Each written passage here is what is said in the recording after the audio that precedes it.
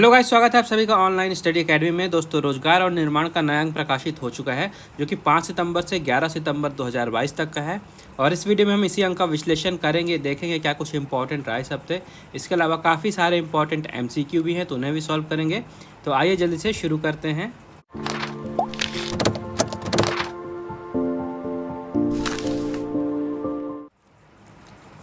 तो शुरुआत करते हैं कुछ इंपॉर्टेंट करंट अफेयर्स से, जहाँ पे पश्चिम बंगाल की पहली न्यूज़ है। यहाँ पे दुनिया का सबसे बड़ा धार्मिक स्मारक बनाया जा रहा है जो कि 2024 तक तैयार हो जाएगा। और क्योंकि ये दुनिया का सबसे बड़ा धार्मिक स्मारक होगा, भारत में बन रहा है, इसलिए काफ़ी ज़्यादा इम्पॉर्टेंट है। इसका नाम क्या दिया गया है, नाम आप याद रखिएगा। इसका नाम दिया गया है टेम्पल ऑफ वैदिक प्लानिटेरियम। टेम्पल ऑफ वैदिक प्लानिटेरियम इसका नाम दिया गया है और पश्चिम बंगाल के मायापुर में इसको तैयार किया जा रहा है जो कि 2024 तक तैयार हो जाएगा। इसके बाद है सांसद अनुराग शर्मा। कहाँ के सांसद हैं ये झांसी के सांसद हैं। ठीक है, झांसी के ललितपुर के संसदीय क्षेत्र से ये सांसद हैं और हाल ही में इनको 65वें राष्ट्रमंडल संसदीय संघ सम्मेलन में वहाँ का कोषाध्यक्ष बनाया गया है। यानी कि राष्ट्रमंडल संसदीय संघ के कोषाध्यक्ष बन गए हैं अनुराग शर्मा। और ये भी इम्पोर्टेंट क्वेश्चन है। आगे बढ़ते हैं। यहाँ पे इम्फाल से न्यूज़ है। इम्फाल कहाँ है? इम्फाल है मणिपुर में। इम्फाल आप सभी को पता है मणिपुर की राजधानी है। तो अभी हाल ही में मणिपुर की राजधानी इम्फाल में 50वां अखिल मणिपुर सुमंग लीला महोत्सव शुरू हुआ है। ठीक है, क्वेश्चन में डायरेक्टली पूछ सकता है कि सुमंग लीला महोत्सव किस राज्य में मनाया जाता है? तो मणिपुर में मनाया जाता है। मणिपुर की राजधानी में अभी शुरू किया गया है ये, और इसका उद्घाटन किया गया है वहाँ के राज्यपाल ला गणेशन के द्वारा। इसके साथ ही वहाँ के मुख्यमंत्री एन बीरेन सिंह भी वहाँ पे शामिल थे। तो ये कुछ पॉइंट्स आपको याद रखिएगा। महोत्सव, त्यौहार या मेले, यहाँ से भी आपने देखा होगा रिसेंट में काफ़ी सारे क्वेश्चन पूछे जा चुके हैं। इसका बाद एक इंडेक्स जारी किया गया है जो कि है ब्लूमबर्ग बिलियनियर्स इंडेक्स। तो इस इंडेक्स में बताया गया है कि प्रेजेंट में अभी विश्व के सबसे अमीर व्यक्ति कौन है। तो भारत के लिए अच्छी न्यूज़ है। भारत के गौतम अडानी जो हैं इस इंडेक्स में तीसरे नंबर पे रहे हैं। ठीक है, आप सभी को पता है पहले नंबर पे कौन है? Elon Musk. दूसरे नंबर पे जेफ बेजोस और तीसरे पे आ गए हैं गौतम अडानी। और ये पहली बार हुआ है कि टॉप 3 में कोई एशियाई व्यक्ति शामिल हुआ है। ना सिर्फ ये भारतीय हैं बल्कि पहले एशियाई व्यक्ति हैं जो कि टॉप 3 में शामिल हुए हैं, गौतम अडानी। इसके बाद हैं दिविता राय। तो इन्होंने अभी हाल ही में मिस दीवा यूनिवर्स 2022 का खिताब अपने नाम किया है और अब ये 71वें मिस यूनिवर्स पेजेंट में हिस्सा लेने वाली हैं। ठीक है, तो मिस दीवा यूनिवर्स 2022 का खिताब जीती हैं दिविता रॉय और ये हैं कहाँ की? ये कर्नाटक से बिलोंग करती हैं। इसके बाद हरिद्वार की न्यूज़ है। तो हरिद्वार जो है इसको देश का सर्वश्रेष्ठ आकांक्षी जिला घोषित किया है। किसने घोषित किया है? ये किया है नीति आयोग। तो नीति आयोग ने यहाँ पे 5 पैरामीटर्स रखे थे जिसके बेसिस पे यहाँ पे पूरे भारत का सबसे अच्छा ज़िला चुनना था। तो पहले यानी कि जुलाई के टाइम पे बिहार के गया को चुना गया था। गया को शीर्ष आकांक्षी ज़िला घोषित किया गया था, लेकिन उसके बाद हरिद्वार ने अच्छा परफॉर्मेंस किया और अपनी रेटिंग में सुधार किया और अब भारत का सबसे ज़्यादा आकांक्षी ज़िला यानी कि सर्वश्रेष्ठ आकांक्षी ज़िला, जिसके लिए नीति आयोग ने वहाँ पर विकास के लिए 3 करोड़ रुपए एक्स्ट्रा दिए हैं। इसके बाद हीरो इलेक्ट्रिक की न्यूज़ है। इन्होंने जियो बीपी के साथ एक एमओयू यानी कि समझौता किया है ताकि जो भी कस्टमर है हीरो इलेक्ट्रिक के, ये आसानी से जो भी इलेक्ट्रिक व्हीकल्स खरीदेंगे तो आसानी से चार्जिंग के स्टेशन तक पहुंच सके। इसके अलावा जो बैटरी का स्वैपिंग होता है, अगर बैटरी कम होती है तो आप सेंटर पे जाके बैटरी स्वैप कर सकते हैं, यानी कि अपनी जो व्हीकल की बैटरी उसको निकाल कर वहाँ सबमिट करिए और वहाँ से नई फ्रेश बैटरी लीजिए चार्ज। तो इसे बैटरी स्वैपिंग कहा जाता है। तो इस टाइप की फैसिलिटीज़ को ग्राहकों तक आसानी से पहुँचाने के लिए हीरो इलेक्ट्रिक ने जियो बीपी के साथ समझौता किया है। इसके बाद महेंद्र शाह हैं। ये क्यों न्यूज़ में है? तो IDFC जो बैंक है, कौन सा बैंक? IDFC। तो IDFC बैंक के नए MD और CEO यानी कि managing director and chief executive officer नियुक्त हुए हैं महेंद्र शाह। याद रखिएगा, यहाँ से भी क्वेश्चन पूछता है, खासकर बैंकिंग का अगर आप तैयारी कर रहे हैं तो काफ़ी ज़्यादा इंपॉर्टेंट क्वेश्चन है। महेंद्र शाह नए MD और CEO बन गए हैं IDFC बैंक के। इसके पहले कौन थे? तो इसके पहले CEO और MD थे सुनील कक्कड़। सुनील कक्कड़ अब ये 30 सितंबर को रिटायर हो जाएंगे, तो इनकी जगह अब महेंद्र शाह आएंगे IDFC बैंक के नए MD और CEO के रूप में। इसके बाद यहाँ पे है अनंग ताल। अनंग ताल ये कहाँ पे है? तो दिल्ली में मेहरौली है। आपने सुना होगा, जो दिल्ली को बिलोंग करते हो तो जानते ही होंगे। दिल्ली में मेहरौली है, यहाँ पे जो कुतुब मीनार है इसके पास एक अनंग ताल है। अनंग ताल इम्पॉर्टेंट क्यों है? क्योंकि हाल ही में इसको राष्ट्रीय स्मारक घोषित किया गया है। राष्ट्रीय स्मारक घोषित किया गया किसे? दिल्ली के मेहरौली में, यानी कि कुतुब मीनार के पास स्थित है अनंग ताल उसे। इसके बाद कर्नाटक सरकार की न्यूज़ है। तो कर्नाटक सरकार ने ईशा आउटरीच के साथ समझौता किया है। तो इस समझौते के तहत जो भी कर्नाटक सरकार है और जो ईशा आउटरीच है, ये कावेरी कॉलिंग अभियान शुरू करेंगे। कावेरी कॉलिंग अभियान शुरू करेंगे और इस अभियान के दायरे में आने वाले कावेरी जिले के कावेरी घाटी के जितने भी ज़िले हैं, तो वहाँ पे जितने भी कृषि वनिक योजना है उसमें तालमेल बिठाया जाएगा। मतलब कि जो भी लोग हैं उस घाटी के आसपास रह रहे हैं, तो जितने भी उनको प्रोत्साहित किया जाएगा कृषि के लिए। और इसके अलावा जो भी योजनाएं आएंगी उनके लिए कृषि से रिलेटेड, वन से रिलेटेड, तो उनको आसानी से लोगों तक पहुंचाया जाएगा कर्नाटक सरकार के द्वारा। किसकी हेल्प से? ईशा आउटरीच की हेल्प से। इसके बाद है केवी सुब्रमण्यम। केवी सुब्रमण्यम, ये इनका नाम काफ़ी इम्पोर्टेंट है क्योंकि ये एक इंटरनेशनल ऑर्गेनाइजेशन में इनका भी हाल ही में अपॉइंटमेंट हुआ है। ये देखते हैं। तो अंतर्राष्ट्रीय मुद्रा कोष यानी कि इंटरनेशनल मॉनेटरी फंड जो होता है, इसमें हाल ही में कार्यकारी निदेशक के रूप में नियुक्त हुए हैं भारत के केवी सुब्रमण्यम, और ये काफ़ी ज़्यादा इम्पॉर्टेंट है। देखिए IMF आप सभी को पता है कितनी ज़्यादा वैल्यू रखती है, वेटेज रखती है अगर कॉम्पिटिटिव एग्ज़ाम में बात की जाए, क्योंकि ये एक इंटरनेशनल ऑर्गेनाइजेशन है काफ़ी बड़ी। तो यहाँ पर अगर कोई भी अपॉइंटमेंट होता है तो जाहिर सी बात है काफ़ी इम्पोर्टेंट ही है। तो भारत के पूर्व मुख्य आर्थिक सलाहकार थे ये केवी सुब्रमण्यम। इनको अंतर्राष्ट्रीय मुद्रा कोष में भारत का कार्यकारी निदेशक नियुक्त किया गया है। इसके पहले कौन थे इस पद पे? इसके पहले थे यहाँ पे सुरजीत एस भल्ला जी। इनका कार्यकाल अक्टूबर में समाप्त होगा। तो केवी सुब्रमण्यम भारत के कार्यकारी निदेशक नियुक्त होंगे अंतर्राष्ट्रीय मुद्रा कोष में।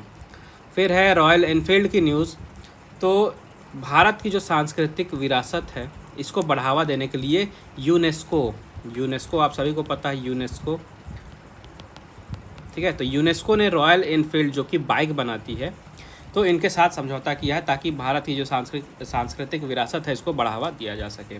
तो यूनेस्को यानी कि संयुक्त राष्ट्र शैक्षिक, वैज्ञानिक और सांस्कृतिक संगठन ने रॉयल एनफील्ड के साथ समझौता किया है ताकि भारत की जो सांस्कृतिक विरासत है इसको बढ़ावा दिया जा सके और उसकी रक्षा की जा सके, जिसके तहत यहाँ पे प्रदर्शनी लाई जाएगी, पैनल चर्चा, फिल्म स्क्रीनिंग, प्रदर्शन, व्याख्यान, ये सब कुछ किया जाएगा यहाँ पे शोकेस, ताकि इसको बढ़ावा दिया जा सके भारत की सांस्कृतिक विरासत को। फिर यहाँ पे हैं वैज्ञानिक समीर वी कामत। वैज्ञानिक हैं ये समीर वी कामत। ये रक्षा अनुसंधान एवं विकास संगठन यानी कि defence research and development organisation DRDO के ये नए अध्यक्ष नियुक्त हुए हैं। ये भी काफ़ी ज़्यादा इम्पॉर्टेंट है। अपॉइंटमेंट के देखिए कोई भी क्वेश्चन होते हैं काफ़ी ज़्यादा इम्पॉर्टेंट होते ही हैं। और जो DRDO है आप सभी को पता है भारत की टॉप मोस्ट ऑर्गेनाइजेशंस में है, जैसे DRDO, इसरो है, तो यहाँ से भी इम्पोर्टेंट होता है काफ़ी क्वेश्चन। तो याद जरूर रखिएगा DRDO के नए अध्यक्ष नियुक्त किए गए हैं समीर वी कामत, ठीक है। तो वर्तमान में ये DRDO के नेवल सिस्टम्स एंड मटेरियल्स प्रभाग के महानिदेशक हैं। और जो अभी वर्तमान में अध्यक्ष हैं ये हैं G सतीश रेड्डी जी। तो G सतीश रेड्डी जी जल्द ही रिटायर होंगे क्योंकि उनकी आयु के 60 वर्ष पूरे हो रहे हैं, और उनकी जगह नए अध्यक्ष नियुक्त कर दिए गए हैं समीर वी कामत। इसके बाद है एंजेला मार्केल। ये कौन है? इनका नाम आपने काफ़ी बार सुना होगा। ये जर्मनी की पूर्व चांसलर रह चुकी हैं एंजेला मार्केल। तो इनको शरणार्थियों का स्वागत करने के लिए जो इनके द्वारा प्रयास किए गए थे, इस कारण से 2022 के यूनेस्को शांति पुरस्कार के लिए चुना गया है। यूनेस्को शांति पुरस्कार कब का? 2022 का। किसे दिया गया है? एंजेला मार्केल को, जो कि जर्मनी की पूर्व चांसलर रह चुकी हैं। और अवार्ड से भी इम्पोर्टेंट क्वेश्चन बनते हैं, तो ये भी काफ़ी ज़्यादा इम्पॉर्टेंट है, याद रखिएगा। इसके बाद देखते हैं स्मृति शेष। तो यहाँ पे सबसे पहले है सोवियत संघ के पूर्व राष्ट्रपति, जिनका नाम था मिखाइल गोर्बाचेव। ये सोवियत संघ के पूर्व राष्ट्रपति थे। तो हाल ही में 91 वर्ष की आयु में इनका निधन हो गया है। इसके बाद है ब्राज़ील के जो वन है वहाँ पे 26 साल से एक अकेला रह रहा था व्यक्ति, एक शख्स, जिसकी हाल ही में मौत हुई है। तो ब्राज़ील में जो अमेज़न के वर्षा वन है, यहाँ पे रहने वाले दुनिया के सबसे अकेले शख्स हैं जिनका हाल में मृत्यु हुई है। इनकी जो आयु है ये करीब 60 वर्ष बताई जा रही है और 26 साल से बताया जा रहा है कि ये जंगल में अकेले रह रहे थे। इसके बाद अर्थशास्त्री हैं जिनका नाम है अभिजीत सेन। तो हाल ही में 72 वर्ष की आयु में अभिजीत सेन जी का भी निधन हो गया है। इसके बाद बात करते हैं एरियाज़ की। तो हाल ही में एरियाज़ का 8वां स्थापना दिवस मनाया गया। एरियाज़ क्या है? राज्यों की अक्षय ऊर्जा एजेंसियों का संघ है एरियाज़। इसकी स्थापना की गई थी 2014 में और अभी है 2022 में। तो हाल ही में इसका 8th यानी कि 8वां स्थापना दिवस मनाया गया। समारोह कहाँ पे मनाया गया ये भी याद रखिएगा। ये समारोह मनाया गया था कोची में।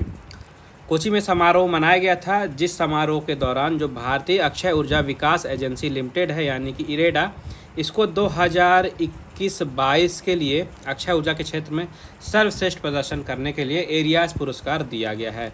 तो यहाँ पे काफ़ी सारे पॉइंट है आपको याद रखने के लिए। आपको क्या क्या याद रखना है? सबसे पहले एरियाज़ कब स्थापना हुई थी? 2014 में, ठीक है। इसके बाद कौन सा स्थापना दिवस मनाया गया है? 8वां मनाया गया है। कहाँ मनाया गया है? कोची में मनाया गया है, ठीक है। इसके बाद किसको पुरस्कार दिया गया इस साल का? एरियाज़ पुरस्कार तो इरेडा को दिया गया है 2021-22 के लिए, उनके प्रयासों के लिए। और एक पॉइंट ये याद रखिएगा कि ये पुरस्कार दिया किसने है? तो ये पुरस्कार दिया है राज्य मंत्री श्री भगवंत खुबा। इन्होंने इस पुरस्कार को दिया भगवंत खुबा जी ने। भगवंत खुबा कौन है? ये नवीन एवं नवीकरणीय ऊर्जा और रसायन एवं उर्वरक राज्य मंत्री हैं, श्री भगवंत खुबा। इन्होंने इस पुरस्कार को प्रदान किया है। तो ये कुछ 4-5 पॉइंट है जो आपको याद रखने हैं। इसके दौरान यहाँ पे एक पुस्तक का विमोचन भी हुआ है, जहाँ पे आयुष, महिला एवं बाल विकास राज्य मंत्री डॉक्टर मुंजपारा महेंद्र भाई कालू भाई हैं। इन्होंने अखिल भारतीय आयुर्वेद संस्थान में सबसे प्रसिद्ध योग आसनों में से एक सूर्य नमस्कार पर साक्ष्य आधारित अनुसंधान का संग्रह है, जिसका नाम दिया गया है साइंस बिहाइंड सूर्य नमस्कार। साइंस बिहाइंड सूर्य नमस्कार ये पुस्तक का नाम है। तो इस पुस्तक का विमोचन किया गया है। तो पुस्तक का नाम याद रखिएगा, साइंस बिहाइंड सूर्य नमस्कार। और किसने विमोचन किया है ये याद रखिएगा, डॉक्टर मुंजपारा महेंद्र भाई कालू भाई ने। इसके बाद हिमाचल प्रदेश से न्यूज़ है। तो हिमाचल प्रदेश में जगह है बकलोह। तो हाल ही में यहाँ पे एक संयुक्त अभ्यास हुआ था जिसका हाल ही में समापन हुआ है। ये जो संयुक्त अभ्यास था ये भारत और अमेरिका के बीच में हुआ था। भारत अमेरिका के बीच में संयुक्त विशेष बल अभ्यास हुआ था। इसका नाम क्या था? इसका नाम था वज्र प्रहार। वज्र प्रहार ये 2022 का एडिशन था। इसका हाल ही में समापन हुआ है हिमाचल प्रदेश के बकलोह में। और इस साल ये इसका 13वां संस्करण था। ये भी याद रखिएगा, इस साल इसका ये 13वां संस्करण था। किसके किसके बीच में हुआ? भारत और अमेरिका के बीच में। क्या नाम था? वज्र प्रहार। तो ये 3-4 पॉइंट्स याद रखने हैं। इसके बाद मध्य प्रदेश से एक इम्पॉर्टेंट न्यूज़ है। तो जो ग्लोबल इन्वेस्टर समिट है ये आयोजित की जाएगी इंदौर में। कब इंदौर में की जाएगी? 2023 में 9 से 11 जनवरी। ये आप देख रहे हैं लिखा हुआ है, इंदौर में 9 से 11 जनवरी तक आयोजित होगी ग्लोबल इन्वेस्टर समिट। ये मुख्यमंत्री जी ने अभी कहा, श्री शिवराज सिंह चौहान जी ने। तो ये समिट किया जा रहा है, जैसा कि आपको नाम से पता चल रहा होगा, इन्वेस्टर समिट है। तो मध्य प्रदेश में यहाँ पे स्टार्टअप्स को बढ़ावा देने के लिए, ज़्यादा से ज़्यादा इन्वेस्टमेंट को आकर्षित करने के लिए, मतलब कि बाहर से अलग अलग फर्म आए, कंपनियाँ आए, पर्सन्स आए जो कि ज़्यादा से ज़्यादा इन्वेस्ट करें मध्य प्रदेश में। इस कारण से ये समिट को ऑर्गेनाइज़ किया जाता है। तो 2023 में इंदौर में ये समिट ऑर्गेनाइज़ कराई जाएगी। इसके बाद है एक महत्वपूर्ण दिवस जो कि है अंतर्राष्ट्रीय साक्षरता दिवस, यानी कि इंटरनेशनल लिटरेसी डे, जो कि हर साल मनाया जाता है 8 सितंबर को। हर साल 8 सितंबर को मनाया जाता है इंटरनेशनल लिटरेसी डे। और इस साल की थीम क्या रखी गई है? देखिए, जब भी कोई इंपॉर्टेंट डे का क्वेश्चन आता है तो आपसे उसकी डेट पूछता है, ठीक है, और उसकी थीम पूछता है और इसकी शुरुआत कब हुई थी। ये 3 पॉइंट तो आपको ज़रूर याद रखने हैं। तो मनाया जाता है 8 सितंबर को। इसकी शुरुआत हुई थी 1966 में यूनेस्को के द्वारा, ठीक है, यूनेस्को के द्वारा 1966 में इसकी शुरुआत की गई थी और 8 सितंबर को मनाया जाता है। और इस साल की थीम क्या रखी गई है? थीम रखी गई है transforming literacy learning spaces exploring opportunities and possibilities. एक बार फिर से सुन लीजिए, transforming literacy learning spaces exploring opportunities and possibilities, ये 2022 की थीम है। तो ये आपको याद रखना है। और जैसा कि आपको नाम से पता चल रहा होगा, ये दिन मनाया क्यों जाता है, तो विश्व स्तर पर अंतर्राष्ट्रीय साक्षरता दिवस ये मनाया जाता है हर साल 8 सितंबर को, ताकि जो भी व्यक्ति हैं, समुदाय हैं और समाज हैं, इनके लिए साक्षरता का जो महत्व है इसको अधिक से अधिक बढ़ावा दिया जा सके। लोगों के बीच में जागरूकता फैलाने के लिए कि साक्षरता क्यों ज़रूरी है, ये सब चीज़ों को बढ़ावा देने के लिए इस दिन की शुरुआत की गई थी। इसके बाद मूव करते हैं हमारे MCQ सेक्शन की तरफ, जहाँ पे सबसे पहले सामान्य ज्ञान खेल के कुछ क्वेश्चन हैं। इसे शुरू करते हैं। तो हमारा पहला क्वेश्चन इस सेक्शन में, इस वर्ष किस देश ने महिला वर्ग में FIH प्रो लीग का खिताब जीता है? तो इस वर्ष जीता है अर्जेंटीना ने महिला वर्ग में FIH प्रो लीग का खिताब। फिर है ईगा स्वितेक ने कितनी बार फ्रेंच ओपन एकल खिताब जीता है? तो इन्होंने जीता है 2 बार। फिर है इनमें से किस देश ने अब तक ICC one day cricket world cup नहीं जीता है? ध्यान से सुनिएगा, नहीं जीता ये पूछ रहा है। तो अब तक दक्षिण अफ्रीका ने वनडे का विश्व कप नहीं जीता है। बाकी भारत, वेस्ट इंडीज़ और श्रीलंका तो ऑलरेडी जीत चुके हैं। फिर है इनमें से कौन सा खिलाड़ी फ्रांस की फुटबॉल टीम का सदस्य नहीं है? तो इनमें से जॉर्डन पिकफोर्ड जो हैं ये फ्रांस की फुटबॉल टीम के सदस्य नहीं हैं, बाकी 3 सदस्य हैं। फिर है जॉर्ज रसेल किस देश के दिग्गज फार्मूला 1 कार रेसर हैं? तो ये रेसिंग करते हैं ब्रिटेन के लिए। फिर है वाका क्रिकेट मैदान ऑस्ट्रेलिया के किस शहर में स्थित है?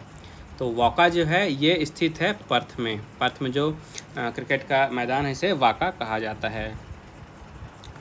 फिर है वर्ष 2019 में संघाई मास्टर्स का खिताब किस खिलाड़ी ने जीता है? तो इसका राइट आंसर है डेनिल मेदवेदेव ने। फिर है ओलंपिक पदक विजेता खिलाड़ी बजरंग पुनिया और रवि दाहिया किस खेल से संबंधित हैं? ये दोनों आपको ये बताना है। तो ये दोनों संबंधित हैं कुश्ती से। फिर है एंजेलिक कर्बर, ये किस देश की दिग्गज टेनिस खिलाड़ी हैं? इसका राइट आंसर हो जाएगा जर्मनी। ये जर्मनी के लिए टेनिस खेलती हैं। फिर है सेनेगल के फुटबॉलर साडियो माने किस क्लब के लिए खेलते हैं ये? तो ये खेलते हैं बायर्न म्यूनिख के लिए। फिर है किस देश के नाम वनडे अंतर्राष्ट्रीय क्रिकेट में एक पारी में सबसे ज़्यादा रन बनाने का रिकॉर्ड दर्ज है? तो ये रिकॉर्ड है इंग्लैंड के नाम। फिर है इस वर्ष मैक्सिकन ओपन में पुरुष एकल वर्ग में चैंपियन कौन बने हैं? तो इस वर्ष चैंपियन बने हैं राफेल नाडाल। फिर है ग्रीस ने कितनी बार यूएफए यूरो कप का खिताब जीता है? तो इन्होंने टोटल यहाँ पे एक ही बार इस खिताब को जीता है। फिर वर्ष 2023 में वर्ल्ड बैडमिंटन चैम्पियनशिप किस देश में खेली जाएगी? आपको ये बताना है। तो ये खेली जाएगी डेनमार्क में। फिर भारत ने इस वर्ष कॉमनवेल्थ गेम्स में कितने स्वर्ण पदक जीते हैं? इंपॉर्टेंट क्वेश्चन है। तो इस वर्ष 22 स्वर्ण पदक जीते हैं भारत ने कॉमनवेल्थ गेम्स में। फिर महान खिलाड़ी मेजर ध्यानचंद, ये किस खेल में भारत का प्रतिनिधित्व करते हैं? तो इसका आंसर तो आई गेस आप सभी को पता होगा, काफ़ी फेमस खिलाड़ी रह चुके हैं ये हॉकी के खिलाड़ी थे। हॉकी का जादूगर कहा जाता था इन्हें। फिर इस वर्ष ऑल इंग्लैंड बैडमिंटन में महिला एकल वर्ग में चैंपियन कौन बनी है? तो इस वर्ष चैंपियन बनी है आगाने यामागुची। आगे मूव करते हैं। नेक्स्ट क्वेश्चन है, इस वर्ष किस खिलाड़ी ने हाले ओपन टेनिस टूर्नामेंट का खिताब जीता है? तो इस वर्ष जीते हैं हर्बर्ट हुरकाज। फिर इस वर्ष खेलो इंडिया यूथ गेम्स किस शहर में आयोजित किए गए थे? तो ये आयोजित किए गए थे पंचकुला का है हरियाणा में। फिर क्रिस्टी गिलमोर किस देश की दिग्गज शटलर हैं ये? तो ये शटलर हैं इंग्लैंड की, यानी कि इंग्लैंड के लिए बैडमिंटन खेलती हैं ये। फिर ICC T20 वर्ल्ड कप 2021 में मैन ऑफ द टूर्नामेंट किसे चुना गया था? तो मैन ऑफ द टूर्नामेंट बने थे डेविड वार्नर, जो कि ऑस्ट्रेलिया के लिए खेलते हैं। फिर वर्ष 2021 में किस खिलाड़ी को WTA player of the year चुना गया था? तो इसका राइट आंसर हो जाएगा एशले बार्टी। ये भी ऑस्ट्रेलिया के लिए टेनिस खेलती हैं। फिर ओलंपिक चैंपियन एथलीट सिफान हसन, ये किस देश का प्रतिनिधित्व करती हैं? तो इसका राइट आंसर हो जाएगा नीदरलैंड। फिर ब्रिगिड कोसगेई, ये किस देश की दिग्गज मैराथन धाविका है? आपको ये बताना है। तो यह है धाविका केन्या की। फिर है भारत ने किस वर्ष कॉमनवेल्थ गेम्स का आयोजन किया था। मतलब आपको बताना है कि किस वर्ष भारत में कॉमनवेल्थ गेम्स का आयोजन किया गया था। तो ये वर्ष था 2010। 2010 में कहाँ किया गया था? दिल्ली में। इसके बाद है समान अध्ययन के क्वेश्चन। यहाँ पे हमारा पहला क्वेश्चन है, जो हमारे 4 ऑप्शन में संगठन दिए गए हैं, ILO, WHO, यूनेस्को और WTO। तो आपको बताना है कि किसका जो मुख्यालय है वो जिनेवा में नहीं है। तो यूनेस्को का मुख्यालय जिनेवा में नहीं है। यूनेस्को का मुख्यालय कहाँ पे है? ये है पेरिस में। पेरिस कहाँ है? फ्रांस में। तो यूनेस्को का मुख्यालय फ्रांस के पेरिस में है। फिर है निम्न में से धातु निष्करण की विधि विद्युत अपघटन है किसमें? सोडियम में भी, पोटेशियम में भी, एल्युमिनियम में भी। तो इसका आंसर हो जाएगा उपरोक्त सभी। फिर है निम्न में से किसका प्रयोग निशान लगाने वाली स्याही बनाने में किया जाता है? यहाँ पे सिल्वर नाइट्रेट का यूज़ किया जाता है। फिर है निम्न में से किस अम्ल का प्रयोग खाना पचाने में होता है? तो HCl यानी कि हाइड्रोक्लोरिक एसिड का यूज़ होता है प्रयोग खाना पचाने में। फिर है राज्यसभा की पहली बार गठन कब किया गया था राज्यसभा का? तो राज्यसभा का पहली बार गठन किया गया था 3 अप्रैल 1952 को। पहली बैठक हुई थी 13 मई 1952 में और इसका गठन किया गया था 3 अप्रैल 1952 को। इसके बाद है नवनिर्वाचित उपराष्ट्रपति श्री जगदीप धनखड़ का ये क्रम कौन सा है? तो यह क्रम है 14वां। फिर है राष्ट्रपति के निर्वाचन में सम्मिलित निर्वाचक मंडल भारतीय संविधान के किस अनुच्छेद में वर्णित है? तो ये वर्णित है अनुच्छेद 54 में। फिर प्रधानमंत्री के परामर्श के आधार पर राष्ट्रपति के द्वारा लोकसभा को समय से पूर्व कितनी बार भंग किया गया है? तो 8 बार किया जा चुका है ऐसा। फिर है धान में खैरा रोग जो होता है ये किसकी कमी से होता है? तो ये जस्ते की कमी से होता है। जस्ता की कमी से होता है खैरा रोग। कहाँ पे? धान पे। फिर है किस ऋतु को मानसून प्रत्यावर्तन का काल कहा जाता है? तो शरद ऋतु को कहा जाता है मानसून प्रत्यावर्तन। इसके बाद है धारवाड़ का पठार ये किस राज्य में स्थित है? तो यह स्थित है कर्नाटक में। फिर है K2 भारत की सर्वोच्च ऊंची चोटी है और ये कहाँ स्थित है ये बताना है। तो यह है ट्रांस हिमालय में। जो K2 है इसकी ऊंचाई भी याद रखिएगा, इसकी ऊंचाई है 8611 मीटर की। फिर है निम्न में से कौन सा ब्लॉक पर्वत नहीं है? तो इसका राइट आंसर है आल्प्स। आल्प्स जो है ये ब्लॉक पर्वत नहीं है। फिर है ई-कॉमर्स से हम चयनित उत्पाद को किस विकल्प में रख सकते हैं? तो हम उसे कार्ट में रखते हैं। आपने यूज़ किया होगा जैसे अमेज़न, फ्लिपकार्ट, तो वहाँ पे आप जो भी प्रोडक्ट चूज़ करते हैं खरीदने के लिए उसे आप कार्ट में ऐड करते हैं। तो क्वेश्चन में वही पूछा जा रहा है। इसका राइट आंसर है कार्ट। आगे बढ़ते हैं। यहाँ पे मॉड्यूलेशन और डीमॉड्यूलेशन के लिए प्रयोग होने वाला जो उपकरण है उसे क्या कहते हैं? उसे कहा जाता है मॉडेम। देखिए इंटरनेट जो भी यूज़ करते हैं तो मॉडेम आप सभी को पता ही होगा। तो मॉडेम का मतलब ही है MO मतलब कि मॉड्यूलेशन और DEM का मतलब डीमॉड्यूलेशन। तो जो उपकरण होता है ये होता है मॉडेम। फिर है निम्न में से कौन पॉइंट टू पॉइंट संचार का उदाहरण है? इसमें जो मोबाइल संचार है ये पॉइंट टू पॉइंट कम्युनिकेशन का उदाहरण है। फिर है निम्न में से ऑपरेटिंग सिस्टम कौन सा नहीं है? तो यूनिक्स है, डॉस है और जावा इसमें से ऑपरेटिंग सिस्टम नहीं है। जावा एक प्रोग्रामिंग लैंग्वेज है। फिर है पर्सनल ब्लॉगिंग का जनक किसे कहा जाता है? तो जस्टिन हॉल को कहा जाता है पर्सनल ब्लॉगिंग का जनक। फिर है हर्ष के समय स्कंदगुप्त नामक अधिकारी क्या था? तो ये हस्तसेना का प्रधान था। हर्ष के समय हस्तसेना का प्रधान था स्कंदगुप्त। फिर है सोशल सर्विस लीग की स्थापना किसके द्वारा की गई थी? तो इसकी स्थापना की गई थी NM जोशी जी के द्वारा। फिर है अनुप्राग किसने लिखा है? तो अनुप्राग लिखा गया है कुमार गंधर्व के द्वारा। फिर है दुर्लभ वाद विनोद समारोह मध्य प्रदेश में कहाँ आयोजित किया जाता है? तो यह आयोजित किया जाता है मध्य प्रदेश की राजधानी भोपाल में। फिर है मध्य प्रदेश का प्रसिद्ध नृत्य महोत्सव कहाँ पर मनाया जाता है? तो यह मनाया जाता है खजुराहो में। आगे बढ़ते हैं। यहाँ पे अगला क्वेश्चन है निम्न में से कौन संविधान निर्माता परिषद और संसद सदस्य रहा है? तो यहाँ पे बालकृष्ण शर्मा नवीन जी संविधान निर्माता परिषद और संसद के सदस्य रह चुके हैं। फिर है मध्य प्रदेश के बरेला में किसकी समाधि है? तो यहाँ पे रानी दुर्गावती जी की समाधि है। कहाँ पे? बरेला में। फिर मध्य प्रदेश की किस जनजाति की पंचायत को गोहिया कहते हैं?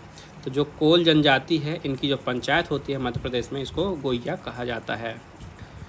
फिर है सबसे बड़ा कोयला क्षेत्र मध्य प्रदेश में कौन सा है? तो ये है सोहागपुर। नेक्स्ट है मध्य प्रदेश में रॉक फॉस्फेट खनिज का उत्खनन किस जिले में किया जाता है या किस जिले में होता है? तो ये उत्खनन होता है झाबुआ में। फिर है साइलोमैलिन तथा ब्रोनाइट, ये किसके प्रमुख अयस्क हैं? तो ये मैग्नीज के अयस्क हैं, साइलोमैलिन और ब्रोनाइट। फिर है रूसा अभियान निम्न में से किसकी वित्तीय सहायता से संपूर्ण भारत में लागू किया गया था? तो ये वर्ल्ड बैंक यानी कि विश्व बैंक की सहायता से भारत में लागू किया गया था। फिर है बजट तैयार करने का उत्तरदायित्व किसका होता है? तो ये उत्तरदायित्व होता है आर्थिक मामलों के विभाग का। फिर है पक्षियों और सरीसृपों में उत्सर्जी पदार्थ कौन सा होता है? तो यह होता है यूरिक एसिड यानी कि यूरिक अम्ल। फिर है निम्न में से लौह का अच्छा स्रोत कौन सा है? यानी कि आयरन का आपको बताना है कि स्रोत कौन सा है, तो यह है पालक। फिर है मानव मस्तिष्क का कौन सा भाग दृश्य एवं श्रवण शक्तियों को नियंत्रित करता है? तो यह है मध्य मस्तिष्क। फिर है दो प्रचलित आउटपुट डिवाइस कौन सी हैं? जो ऑप्शन दिए गए हैं, तो इनमें मॉनिटर और प्रिंटर जो हैं ये काफ़ी प्रचलित आउटपुट डिवाइस है। फिर है निम्नलिखित करों में से राज्य सरकारों द्वारा कौन सा कर नहीं लगाया जा सकता है? तो निगम कर जो है ये राज्य सरकार द्वारा नहीं लगाया जा सकता है। फिर है बांधवगढ़ राष्ट्रीय उद्यान की अवस्थिति किस पर्वतमाला पे है? मतलब कि किस पहाड़ पे है बांधवगढ़ राष्ट्रीय उद्यान? तो ये है विंध्याचल पर्वतमाला पे। कौन सा? बांधवगढ़ राष्ट्रीय उद्यान। फिर है अम्ल वर्षा यानी कि एसिड रेन, तो इसके लिए क्या क्या जिम्मेदार है, कौन कौन से कारक जिम्मेदार हैं? तो इसके लिए NO2 और SO2 ये दोनों जिम्मेदार हैं। फिर है मध्य प्रदेश राज्य आपदा प्रबंधन प्राधिकरण का गठन कब किया गया था? तो इसका गठन किया गया था 5 सितंबर 2007 में। फिर है मध्य प्रदेश के किस भाग में सर्वाधिक वर्षा होती है? तो दक्षिण पूर्वी भाग में सबसे ज़्यादा वर्षा होती है मध्य प्रदेश में। फिर है भारत में काली मिट्टी का सर्वाधिक विस्तार कहाँ पाया जाता है? तो महाराष्ट्र में पाया जाता है सर्वाधिक काली मिट्टी का विस्तार। फिर है राष्ट्रीय हरित न्यायाधिकरण यानी कि NGT, इसका क्षेत्रीय कार्यालय इनमें से किस स्थान पर नहीं है? तो जो 4 ऑप्शन दिए गए तो भोपाल, चेन्नई और कोलकाता में इसका क्षेत्रीय कार्यालय है, जबकि हैदराबाद में इसका क्षेत्रीय कार्यालय नहीं है, तो हैदराबाद इसका आंसर होगा। फिर है राष्ट्रीय आय संबंधी आंकड़ों के लिए निम्नलिखित में से किस वर्ष को आधार वर्ष माना गया है? 2011-12 को आधार वर्ष माना गया है। फिर है आय असमानता के रेखा चित्रीय निरूपण को कौन सा नियम दर्शाता है या कौन सा वक्र दर्शाता है? तो ये लॉरेंज वक्र है जो कि आय असमानता के रेखा चित्रीय के निरूपण को दर्शाता है।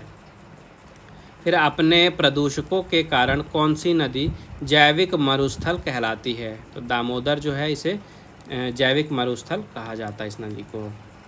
इसके बाद भारत का पहला आपदा प्रबंधन प्रशिक्षण संस्थान की स्थापना कहाँ की गई थी? तो ये है लातूर में, इसकी स्थापना की गई थी लातूर में। फिर है निम्नलिखित में से भूरा कोयला के रूप में किसे जाना जाता है? तो लिग्नाइट को कहा जाता है भूरा कोयला। फिर है मध्य प्रदेश का प्रथम सौर ऊर्जा द्वारा संचालित हवाई अड्डा कौन सा है? तो ये है देवी अहिल्याबाई होलकर हवाई अड्डा। फिर है संविधान के कौन से अनुच्छेद में निर्णयों तथा आदेशों का उच्चतम न्यायालय द्वारा पुनर्विलोकन यानी कि रिव्यू किया जाता है? तो यह अनुच्छेद 137 में दिया गया है। फिर निम्नलिखित में से कौन मध्य प्रदेश में नगर पालिकाओं के लेखाओं की संपरीक्षा करता है? तो राज्य का विधानमंडल संपरीक्षा करता है मध्य प्रदेश की नगर पालिकाओं का। क्या इसका आंसर है? राज्य का विधानमंडल। फिर एक व्यक्ति नगर पालिका का चुनाव लड़ सकता है यदि उसने पूर्ण कर ली है कितने वर्ष की आयु? यदि उसने पूर्ण कर ली है 21 वर्ष की आयु, यानी कि 21 वर्ष का होने के बाद ही एक व्यक्ति नगर पालिका का चुनाव लड़ सकता है। फिर है आगे आधुनिक भारत का इतिहास। यहाँ पे पहला क्वेश्चन है मुंशी शिव गांव की संधि ये किस युद्ध का परिणाम थी? तो यह पालखेड़ा का युद्ध जो कि 1728 में हुआ था, इसका परिणाम थी। फिर है इल्बर्ट विल विवाद, इसका संबंध किस वायसरॉय से है?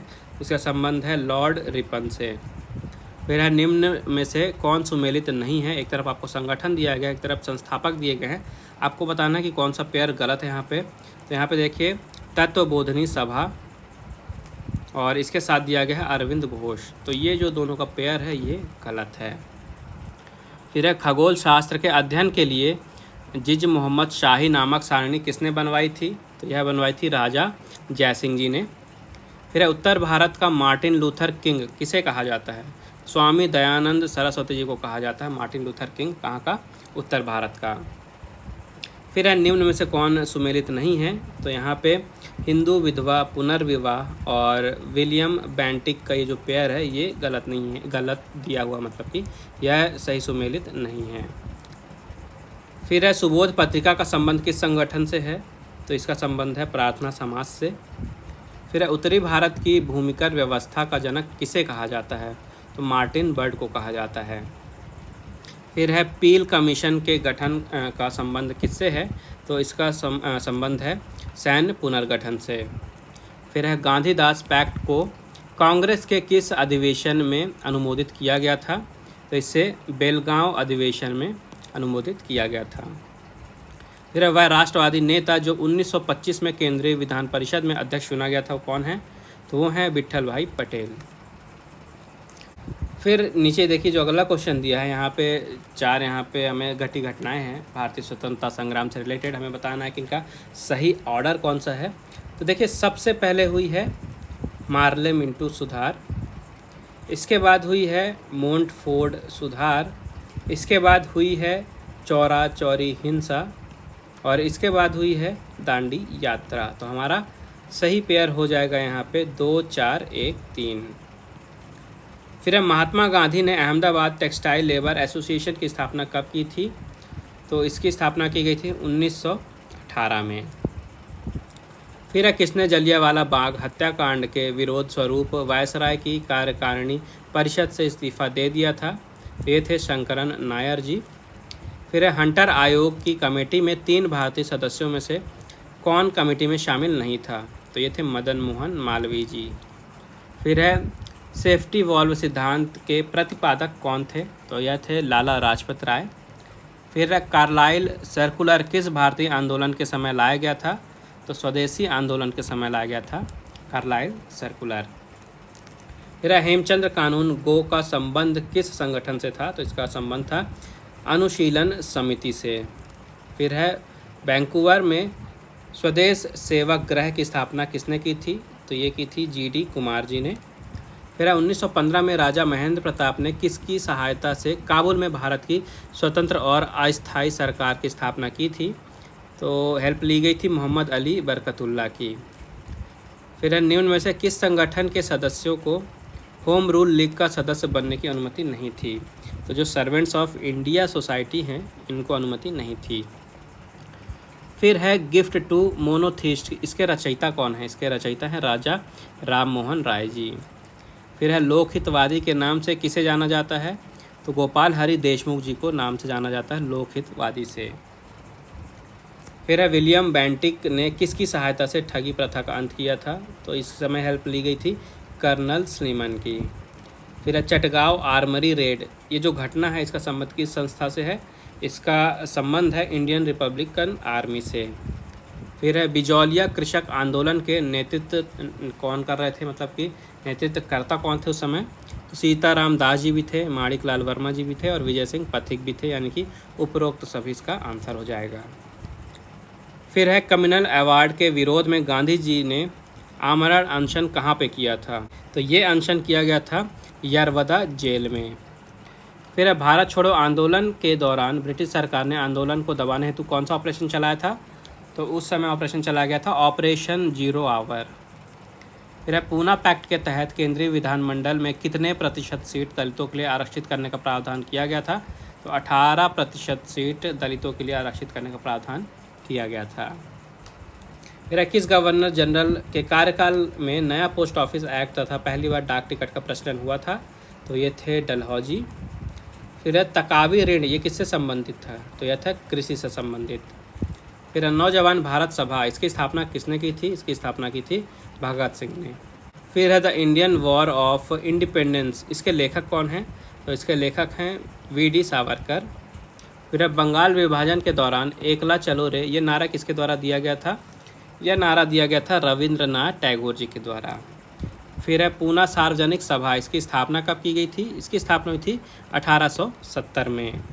इसके बाद भारत छोड़ो आंदोलन के दौरान बलिया में समानांतर सरकार का गठन किसके नेतृत्व में किया गया था?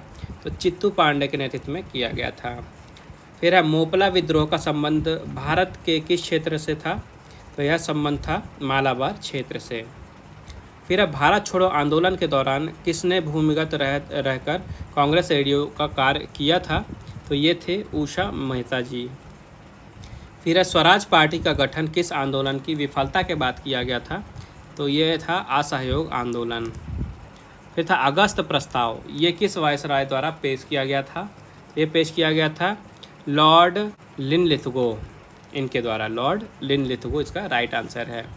फिर कांग्रेस के किस अधिवेशन में पूर्ण स्वराज को कांग्रेस का अंतिम लक्ष्य घोषित किया गया था? तो यह था लाहौर अधिवेशन में हुआ था। फिर है इनाम कमीशन का गठन का उद्देश्य क्या था? इसका उद्देश्य था भूमिकर रहित जागीरों का पता लगाना। फिर माउंटबेटन योजना कब प्रकाशित हुई थी? तो यह प्रकाशित हुई थी 3 जून 1947 में। फिर है वेदरा की लड़ाई, ये किस वर्ष हुई थी? तो ये हुई थी 1759 यानी 1759 में। फिर है यांडबू की संधि, या किस युद्ध, मतलब कि इस संधि से किस युद्ध का अंत हुआ था, ये बताना आपको। जो प्रथम आंग्ल वर्मा युद्ध था, इसका समापन हुआ था, अंत हुआ था यांडबू की संधि से। फिर है मिरात उल अखबार, इसका प्रकाशन किस भाषा में किया गया था? इसका प्रकाशन किया गया था फारसी में। फिर है इंडियन रिफॉर्म एसोसिएशन की स्थापना किसने की थी? तो इसकी स्थापना की थी केशव चंद्र सेन जी ने। नेक्स्ट क्वेश्चन है आर्य महिला समाज, इसकी स्थापना किसने की थी?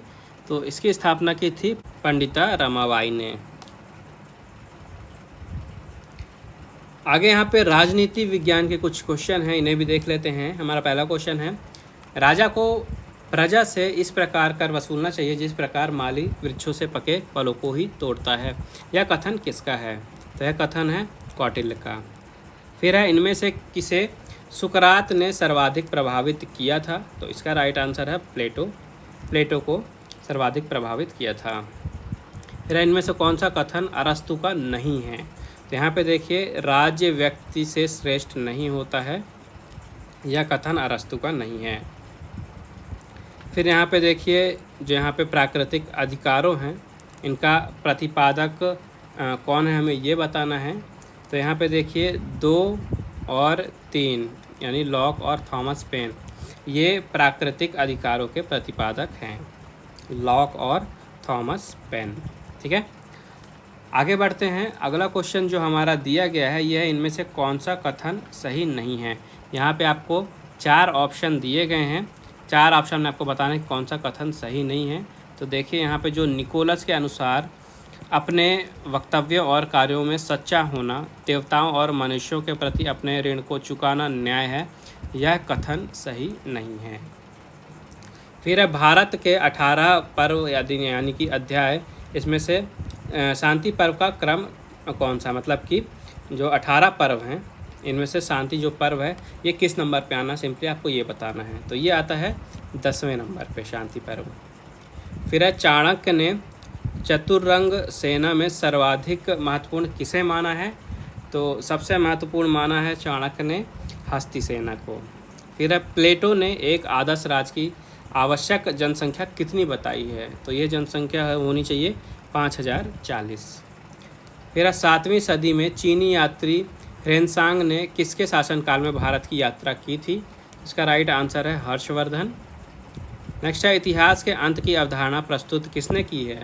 तो यह प्रस्तुत किया गया है फुकुयामा के द्वारा। फिर ब्रिटेन के राजमुकुट को किसने सुविधाजनक उपकल्पना कहा है? तो इसका राइट आंसर हो जाएगा सिडनी लो ने। फिर इनमें से किस देश में संघात्मक शासन प्रणाली कार्यरत नहीं है? तो इसका राइट आंसर है ब्रिटेन। फिर अगला है गलत जोड़ी चुनना है। तो एक तरफ हमें देश दिए गए हैं और एक तरफ दिया गया है द्वितीय सदन की सदस्य संख्या, तो हमें गलत जोड़ी बतानी है। तो यहाँ पे ब्रिटेन और 450 ये वाला पेयर गलत है आपका। फिर है विधि की उचित प्रक्रिया का सिद्धांत किस संविधान की विशेषता है ये, तो यह विशेषता है अमेरिकन संविधान की। फिर है स्विस संविधान में कितने अनुच्छेद हैं, तो स्विस संविधान में हैं 195 अनुच्छेद। फिर राजनीतिक दलों से संबंधित प्रसिद्ध विश्लेषणकर्ता कौन है, तो यह हैं डुवर्जर। डुवर्जर इसका राइट आंसर है। नेक्स्ट है मॉरिस जोन्स द्वारा प्रतिपादित भारतीय राजनीति के 3 मुहावरे कौन से हैं, तो इसका राइट आंसर है पारंपरिक, आधुनिक एवं संतवादी। फिर है वास्तव में तुलनात्मक सरकार वर्तमान विश्व में राष्ट्रीय सरकारों के प्रतिमानों का तुलनात्मक अध्ययन है, यह जो कथन है ये किसका है, तो यह कथन है जीन ब्लांडेल का। फिर है राजनीतिक सड़न या पतन की अवधारणा किसने प्रस्तुत की है, तो यह प्रस्तुत किया गया था हंटिंगटन के द्वारा। फिर है चीन में सर्वशक्तिशाली दल कौन सा है, तो सर्वशक्तिशाली दल है यहाँ पे साम्यवादी दल चीन में। फिर है किसने 1893 में इंदु प्रकाश में कई लेख लिखकर कांग्रेस की अति उदारवादी नीति की आलोचना की थी, तो इसका राइट आंसर हो जाएगा अरविंद घोष। फिर भारतीय संविधान की 10वीं अनुसूची किससे जोड़ी गई है, किसमें जोड़ी गई है, तो यह जोड़ी गई है 1985 में। ठीक है, 1985 में भारतीय संविधान की 10वीं अनुसूची जोड़ी गई थी। फिर मध्य प्रदेश में संपन्न पंचायती राज चुनाव 2022 जो हुए हैं, तो इनमें कितने सरपंच निर्विरोध चुने गए हैं, तो इसका राइट आंसर हो जाएगा 600 is the right answer. Next question है इनमें से कौन संविधान सभा का सदस्य नहीं था। ठीक है, 4 ऑप्शन दिए गए हैं, कौन आपको बताना है कि संविधान सभा की सदस्य कौन नहीं रही हैं इनमें से। तो यहाँ पे बेगम हजरत महल ये संविधान सभा की सदस्य नहीं रही हैं। फिर उच्चतम न्यायालय की संवैधानिक पीठ में न्यूनतम सदस्य होना चाहिए कितने, आपको ये बताना है। तो न्यूनतम यहाँ पे 5 सदस्य होने चाहिए। फिर एक भारतीय नागरिक के मूल कर्तव्यों में शामिल क्या नहीं है, यहाँ पे देखिए। तो इसका जो राइट आंसर है ये हो जाएगा संविधान, राष्ट्रीय ध्वज व राष्ट्रगान का सम्मान करना, ये शामिल होना चाहिए मूल कर्तव्यों में। इसके अलावा वन्य जीवों एवं पर्यावरण की रक्षा करना, और इसके अलावा वैज्ञानिक दृष्टिकोण अपनाकर जीवन जीना। तो 1, 2 और 4 यानी कि यहाँ पे सही आंसर है। आगे बढ़ते हैं। नेक्स्ट क्वेश्चन है इनमें से कौन अब तक राज्यसभा के लिए मनोनीत नहीं हुआ है, तो इसका राइट आंसर हो जाएगा माधुरी दीक्षित। फिर किस अनुच्छेद में राष्ट्रीय महत्व के स्मारकों, स्थानों और वस्तुओं के संरक्षण करने का प्रावधान किया गया है, तो इसका राइट आंसर हो जाएगा अनुच्छेद 49। नेक्स्ट क्वेश्चन है किसी अवित्तीय विधेयक को राज्यसभा अधिकतम कितने दिन रोक सकती है, तो अधिकतम यहाँ पे राज्यसभा रोक सकती है 180 दिन तक। फिर भारतीय संविधान में अंतर्राष्ट्रीय शांति एवं सुरक्षा का उल्लेख कहाँ पे किया गया है, तो यह उल्लेख किया गया है नीति निर्देशक तत्वों में। फिर प्रशासन का अर्थ कार्य करना नहीं अपितु कार्य करना है, यह कथन किससे संबंधित है, तो यह संबंधित है प्रबंधकीय दृष्टिकोण से। फिर नवीन प्रशासन के प्रमुख समर्थक कौन हैं इनमें से, तो इसका राइट आंसर है फ्रैंक मेरिनो। फिर इनमें से किस देश में संसदीय कार्यपालिका का अस्तित्व नहीं है, तो इसका राइट आंसर हो जाएगा ब्राज़ील। फिर लूथर गुलिक के लोक प्रशासन के क्षेत्र संबंधी मत यानी कि पॉस डी कॉर्ब में पी और बी जो दिया गया है, मतलब कि फर्स्ट अल्फ़ाबेट और लास्ट अल्फ़ाबेट, इसका अभिप्राय क्या है। तो पी का मतलब हो जाएगा और बी का मतलब भी कुछ होगा, आपको बताना है दोनों का मतलब क्या होगा। तो पी का मतलब देखिए होता है प्लानिंग और बी का मतलब होता है बजटिंग। प्लानिंग और बजटिंग का मतलब पी और बी का। फिर लोक प्रशासन के व्यवहारवादी अध्ययन संबंधी दृष्टिकोण के प्रमुख विद्वान कौन हैं इनमें से, तो ये हैं रॉबर्ट डहल। फिर लोक प्रशासन और निजी प्रशासन किन बातों के समान हैं, तो ये दोनों समान हैं योजना बनाने के भी, कर्मचारियों के समन्वय में भी और हिसाब किताब रखने के भी बराबर। तो उपरोक्त तीनों इसका राइट आंसर हो जाएगा। अब आगे बढ़ते हैं यहाँ पे खेल समाचार की ओर, जहाँ पे सबसे पहले न्यूज़ है लुज़ाने डायमंड लीग से। लुज़ाने डायमंड लीग से और यहाँ पे नीरज चोपड़ा जिन्होंने गोल्ड मेडल दिलाया था भारत को, तो नीरज चोपड़ा ने यहाँ पे एक तरह से हिस्ट्री क्रिएट की है। आप सभी को पता है कि नीरज चोपड़ा जो है भारत के स्टार भाला फेंक एथलीट है, भाला फेंक में ये कम्पीट करते हैं। तो इन्होंने 89.08 मीटर का यहाँ पे थ्रो किया है लुज़ाने डायमंड लीग में, और लुज़ाने डायमंड लीग मीट का टाइटल जीत लिया है। और इस खिताब को जीतने वाले ये पहले भारतीय खिलाड़ी बन गए हैं। इस कारण से इन्होंने हिस्ट्री क्रिएट की है, इनका नाम याद रखना आपको। और यहाँ पे जीतने के बाद यहाँ पे 7 और 8 सितंबर को ज्यूरिख में डायमंड लीग चलेगा, तो इसके फाइनल्स में भी जगह बना ली है नीरज चोपड़ा ने। तो 2023 में इसके अलावा विश्व चैम्पियनशिप होने वाली है, इसके लिए भी इन्होंने क्वालिफाई किया है। तो यहाँ से आपको क्या याद रखना है, काफ़ी सारे पॉइंट हैं आपको। सबसे पहले भारतीय कौन बने हैं लुज़ाने डायमंड लीग जीतने वाले, नीरज चोपड़ा।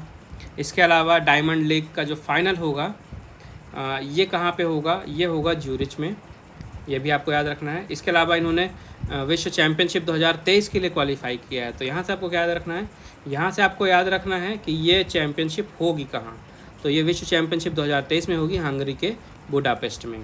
तो इस तरह से आपको रिलेट करके सारे फैक्ट्स याद रखने हैं। क्वेश्चन क्या है कि कंपटीशन इतना ज़्यादा बढ़ गया है कि क्वेश्चन कहीं से भी पूछ सकता है। इसके बाद बात करते हैं बैडमिंटन विश्व चैम्पियनशिप की। तो भारत के सात्विक साईराज रैंकी रेड्डी और चिराग शेट्टी की जोड़ी ने यहाँ पे बैडमिंटन विश्व चैम्पियनशिप में शानदार प्रदर्शन किया है और कांस्य पदक अपने नाम किया, भारत को कांस्य पदक दिलाया है बैडमिंटन विश्व चैम्पियनशिप में। अब यहाँ से आपको क्या याद रखना है कि ये बैडमिंटन विश्व चैम्पियनशिप कहाँ हो रही है, यह हो रही थी जापान में, ठीक है। इसके अलावा इन्होंने कांस्य पदक दिलाया है। अब बात करते हैं पुरुष एकल वर्ग के चैंपियन की। तो विश्व चैम्पियनशिप में पुरुष एकल वर्ग के विजेता बने हैं विक्टर एक्सेल्सन। विक्टर एक्सेल्सन कहाँ के लिए खेलते हैं, यह खेलते हैं डेनमार्क के।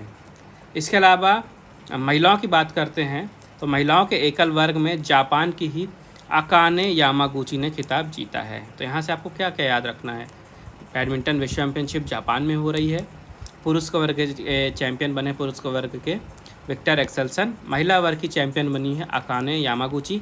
अकाने यामागुची खेलती हैं जापान के लिए, विक्टर एक्सेल्सन खेलते हैं डेनमार्क के लिए। और भारत को मिला है कांस्य पदक। कांस्य पदक जीता है सात्विक साईराज रैंकी रेड्डी की जोड़ी और चिराग शेट्टी की जोड़ी ने। इसके बाद है एक फीफा से न्यूज़। पिछले ही वीडियो में मैंने आपको बताया था कि फीफा ने यहाँ पे भारतीय फुटबॉल महासंघ पे प्रतिबंध लगा दिया है। तो पहले जो अंडर 17 महिला वर्ल्ड कप होना था वो भारत में होना था, तो उसके बाद फीफा ने यहाँ पे प्रतिबंध लगा दिया था भारतीय फुटबॉल महासंघ पे, जिसके बाद ये जो मेज़बानी थी भारत से छीन ली गई थी, लेकिन अभी बाद में इसको फिर से रिवाइज़ किया गया है। तो फीफा ने जो प्रतिबंध लगाया था भारतीय फुटबॉल महासंघ पे, इस प्रतिबंध को हटा दिया गया है और अब जो अंडर 17 महिला वर्ल्ड कप है यह भारत में ही आयोजित होगा। कब होगा, यह 11 से 30 अक्टूबर तक होगा और भारत में आयोजित होगा, इसलिए इम्पॉर्टेंट है, याद रखिएगा। आगे बढ़ते हैं, यहाँ पे F1 फार्मूला 1 चैम्पियनशिप की बात करते हैं। 2022 की चैम्पियनशिप चल रही है। तो अभी हाल ही में यहाँ पे बेल्जियम ग्रैंड प्रिक्स हुई है, जिसे नेदरलैंड के दिग्गज कार रेसर मैक्स वर्स्टैपेन ने जीता है, ठीक है।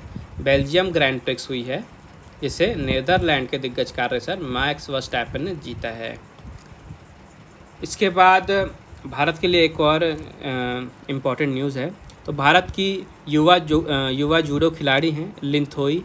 लिंथोई ने विश्व जूडो कैडेट चैंपियनशिप में स्वर्ण पदक जीता है। अंडर 18 विश्व जूडो कैडेट चैंपियनशिप हो रही थी, इन्होंने शानदार प्रदर्शन किया और स्वर्ण पदक अपने नाम किया है। तो ये 15 वर्ष की हैं लिंथोई और इन्होंने महिलाओं की 57 किलोग्राम भार वर्ग स्पर्धा में ब्राज़ील के जो जूडो के प्लेयर हैं उनको हराया है और गोल्ड मेडल दिलाया भारत को। और इम्पॉर्टेंट क्यों है, क्योंकि लिंथोई जो है ये जूडो विश्व चैंपियनशिप में स्वर्ण पदक जीतने वाली पहली भारतीय खिलाड़ी बनी हैं, इसलिए इम्पॉर्टेंट है, याद रखिएगा। फिर हैं एक क्रिकेटर राहुल शर्मा, जिन्होंने हाल ही में क्रिकेट के सभी प्रारूपों से संन्यास लेने की घोषणा कर दी है, राहुल शर्मा। फिर यहाँ पे इंग्लैंड के तेज गेंदबाज जेम्स एंडरसन, इन्होंने अंतर्राष्ट्रीय क्रिकेट में 950 विकेट ले लिए हैं। 950 विकेट यानी कि टोटल चाहे वो टेस्ट हो, चाहे वनडे, चाहे T20, तीनों फॉर्मेट में मिला के अंतर्राष्ट्रीय मैचों में इन्होंने 950 विकेट ले लिए हैं। और ये इम्पॉर्टेंट क्यों है, क्योंकि एक तरह से हिस्ट्री है। इन्होंने अंतर्राष्ट्रीय क्रिकेट में 950 विकेट लेके एक कारनामा किया है। ये पहले तेज गेंदबाज बन गए हैं विश्व के जिन्होंने अंतर्राष्ट्रीय क्रिकेट में 950 विकेट लिए हैं, यानी कि सबसे ज़्यादा विकेट लेने वाले ये तेज गेंदबाज बन गए हैं। इसके बाद यहाँ पे चक्का फेंक खिलाड़ी हैं नवजीत। तो भारत के अनुभवी चक्का फेंक खिलाड़ी हैं नवजीत कौर ढिल्लो। इन पर डोप टेस्ट में फेल होने के बाद इन पे 3 वर्ष का प्रतिबंध लगा दिया गया है। तो आज के अंक में बस इतना ही। आई होप आपको वीडियो पसंद आई होगी। अगर आपको वीडियो यूज़फुल लगी है तो प्लीज़ वीडियो को लाइक ज़रूर करिएगा, ज़्यादा से ज़्यादा शेयर कीजिए अपने दोस्तों के साथ। और अगर आपने अभी तक चैनल को सब्सक्राइब नहीं किया है तो सब्सक्राइब करके बेल आइकन दबा दीजिए, ताकि जैसा ही अगला अंक प्रकाशित हो तो सबसे पहले आपको नोटिफिकेशन मिल जाए। इसके अलावा चैनल पे सितंबर की प्रतियोगिता दर्पण की वीडियो भी अवेलेबल है, तो मेक श्योर उसे भी ज़रूर चेकआउट करिएगा, प्लेलिस्ट में आपको मिल जाएगी। और आप ऑनलाइन स्टडी एकेडमी को टेलीग्राम पे भी ज्वाइन कर सकते हैं, जहाँ पे आपको इस न्यूज़पेपर के साथ ही साथ अलग अलग जो भी न्यूज़पेपर मैगज़ीन है उनकी PDF मिल जाएगी। जॉब से रिलेटेड नोटिफिकेशन मिलती रहती है time to time, daily current affair है, वोकैब है, GK है, तो आपके एग्ज़ाम से रिलेटेड जो भी इंपॉर्टेंट चीज़ें हैं सब कुछ एक ही प्लेस पे अवेलेबल है। तो मेक श्योर वहाँ पे ज्वाइन करिएगा। टेलीग्राम चैनल की लिंक आपको इस वीडियो की डिस्क्रिप्शन में मिल जाएगी, वहाँ से आप ज्वाइन कर सकते हैं। बाकी मिलते हैं अगले अंक प्रकाशन के बाद नेक्स्ट वीडियो में। तब तक के लिए take care and thank you guys.